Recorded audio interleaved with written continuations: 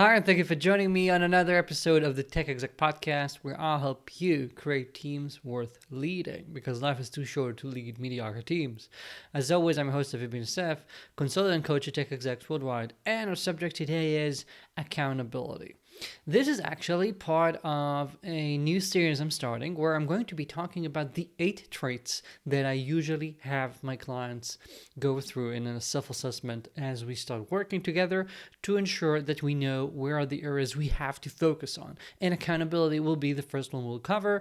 I'm not sure if I'm going to be talking about these for the next 8 weeks in a row, or have some pauses in between. Let me know what you're thinking in the comments as we go along, and then I'll know how often you want to get this. Accountability and all the traits we're going to be talking about are very important if we're talking about how you can become a better leader. Because we just said you don't want to be leading a mediocre team.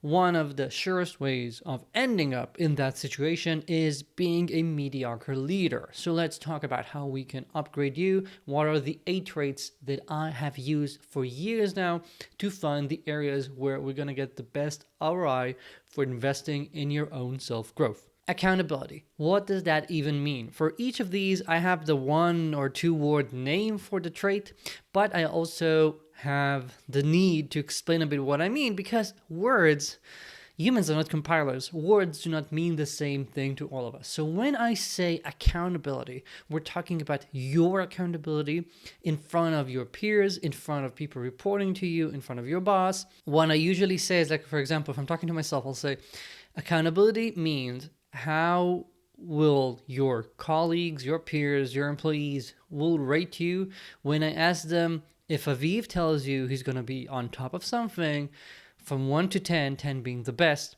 how likely he is to actually be on top of that? How safe or comfortable do you feel putting that aside, knowing it's going to be all right? Or that if it's going to not go in the right direction, Aviv will let you know when there comes the time. He's not going to just try and somehow avoid talking about it, let you know too late, that sort of stuff. Okay, that's the ranking. You can take now 5 seconds and think where you would put yourself here from 1 to 10. Again, 1 is your worst in the world at this, 10 is your best. This is, of course, very subjective. As we'll go through the entire 8, you'll see that what's important is the self-scale, for you to notice which areas you put yourself on as those that require the most attention. And as this is something that we usually review over months, we can see the trends. So even if we're starting with something very subjective and one person might put themselves as a 7 while the other doing exactly the same would say they are a 9, this is not what I'm looking for. I'm looking for areas of improvement, okay? And we're starting with accountability. I hope that as I've been talking now and, buying a bit of time without letting you know that, we have passed like 20, 30 seconds. I hope you have a number in mind. Now, the question now, as you have that, is why did you give that? What examples come to mind? And are there other specific patterns that make you realize that you have issues? So, for example, sometimes I work with people who have this problem specifically when it comes to their peers. Like, they work with product, they work with sales, and they realize that they're getting so many requests, so many things to do. You have this propensity to say, yes, sure, we'll get to that, I'll do that, of course, whatever. You want to be positive. You want to say, yeah. You don't want to be the one who always shoots things down, which I agree should be your default stance in the organization. However, if you're just, sending out those checks without ever making sure they can cash them, you're not actually helping anyone. And people are going to realize that much faster than you might think. Number 1 here, do you notice that this happens a lot with your peers when it comes to all sorts of promises for work to be done, for objectives to be met, etc.? Because this is one of the major areas that I notice when someone rates themselves lowly here. Now, if that's the case, my easiest takeaway from you, and you can start implementing it right now, is not to start planning better and being tougher with yourself. No, it's a lot easier. Just start saying no. You don't have to agree to everything, especially if you're not sure you can cover that.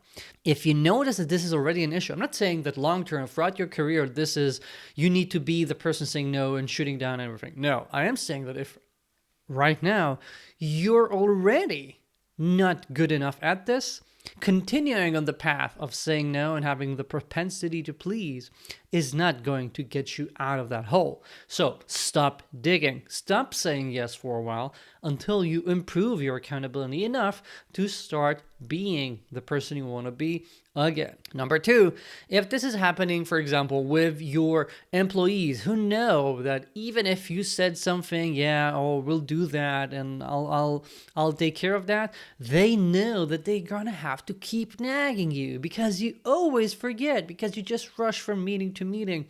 When you find yourself in that position, if your people will say, whatever they promise, if they didn't say it at least 3 times, you cannot ever count on that. I wouldn't want to be that person. Are you pleased with being that?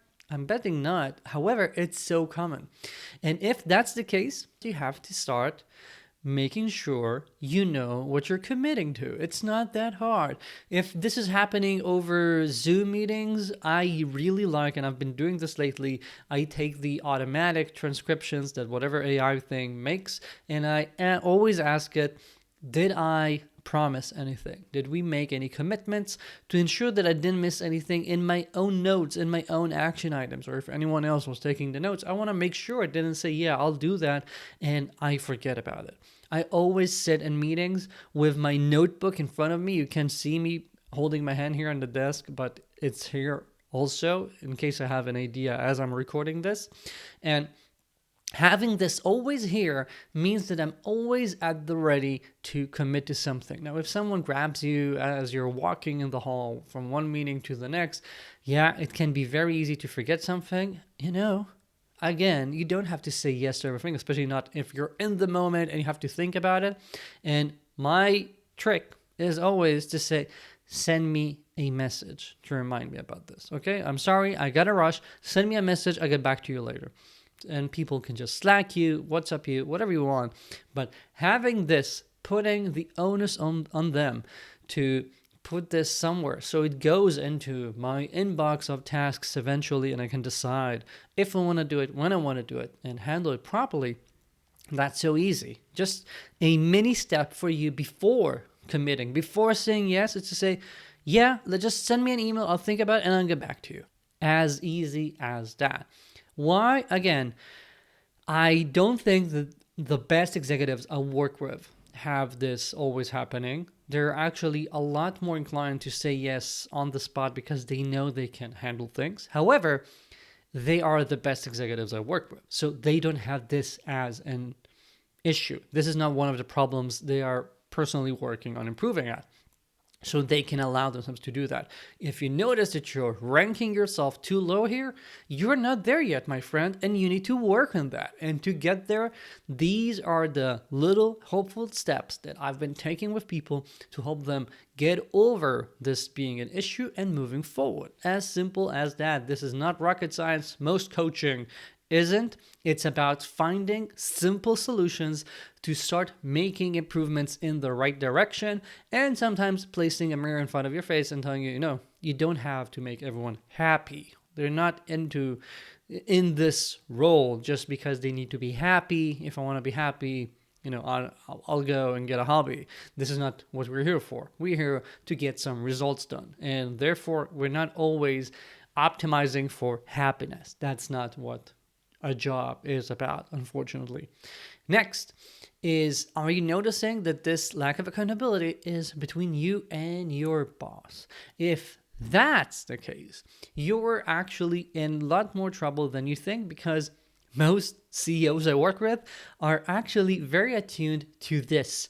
They're very attuned to whether they can count on someone or not. This is actually one of the most important metrics CEOs I work with use personally. They know they cannot be on top of everything, and having just, the smell of maybe someone's not letting me know things on time, just having that as an issue immediately puts you at the top of their priorities for someone that needs to be addressed, someone that might need to be replaced, because they cannot operate like that for too long, especially when your role is that critical, when you're in charge of something as important as engineering in the company. You cannot allow yourself to be in that position. And if that's the case, you might be suffering from micromanagement from your boss, because when we don't have enough trust, micromanagement goes up immediately. There's a linear connection between the two.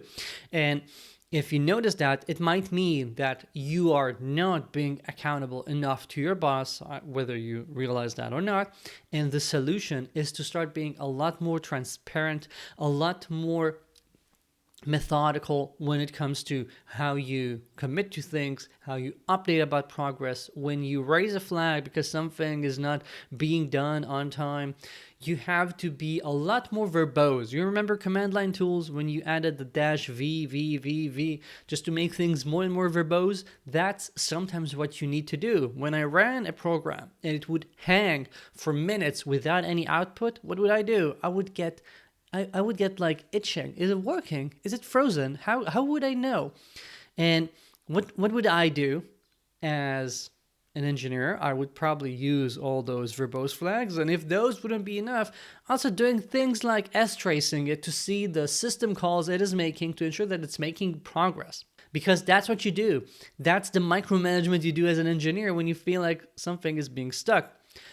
When you have a CEO that feels like that about a critical leader, they start asking you what you're doing. They start requiring more and more syncs, etc. And if you're being proactive and you're giving them the information, you're making things a lot better and you're improving your accountability metric company-wide. Think about that. One last aspect of accountability, which you probably did not even think about so far, and that is, how accountable are you to yourself? When I talk to people about what they want to do, what would they define as a personal success goal for the year, for the quarter? Why are they in this sort of career? What would they like to achieve personally? What would be growth for them? I also usually tend to ask people whether they have personal objectives, personal goals, deadlines. Do they have personal retrospectives? We're treating the work, right, what our teams are doing, very seriously, I hope. And we do all of those for them. Why are we not treating ourselves as seriously? For example, today for me, this is the start of a new month. I have in my tasks for today to review the week, to review the month, to see my progress in the year so far, because I care about myself. I care about the goals I give myself. And I know that doing that makes me more self-accountable and more likely to succeed. Am I perfect? Hell no. But I am always trying my best and I'm always retrospecting so I can at least learn. You should be doing the exact same. When we're talking about your role as a leader, if you're not accountable to yourself, if you're always putting yourself last, you will burn out, or you will realize at some point that, oh my God, it's been like 3 years and what did I actually achieve personally? Nothing. You cannot do that because life is too short to do that. So I want you to consider, do you have personal goals? Are you investing in yourself or not? And are you investing in yourself enough? How are you personally improving? If you're not sure about this and how much you're investing in yourself, you're in luck because, hey, this is a podcast with someone who can just help you. My email's in the show notes, and just send me an email to schedule a free 20-minute diagnostic call to try and come up with what you can start doing right now to improve and what your short-term goals should be to start gaining momentum. That's it for this week. Thank you for joining me. I hope you enjoyed this first part of the new series about the 8 traits I have executives do a self-assessment for. If you want me to continue, let me know in the comments or send me an email. I really appreciate that. As always, if you haven't yet, do check out my newsletter. It's the best newsletter online for tech executives, where I share every week this podcast, another video, an article, a bunch of stuff. And the link to that is in the show notes as well. That's it for this week. I'll be here next week. Ciao.